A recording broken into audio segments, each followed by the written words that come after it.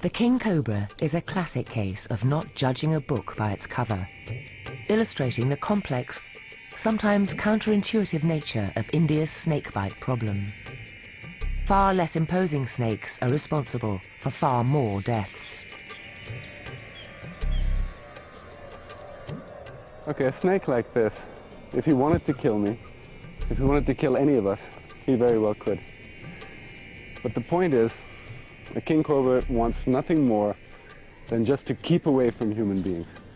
You've all seen these TV snake molesters who are always going, oh, whoa, what a hero I am, and oh, how dangerous this is.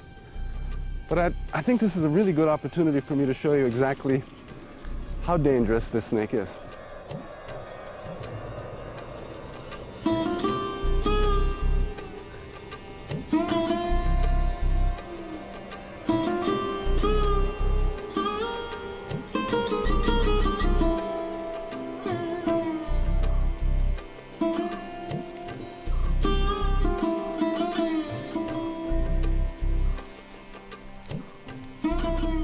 Need I say more? So if the king cobra isn't part of the problem, then which snakes are?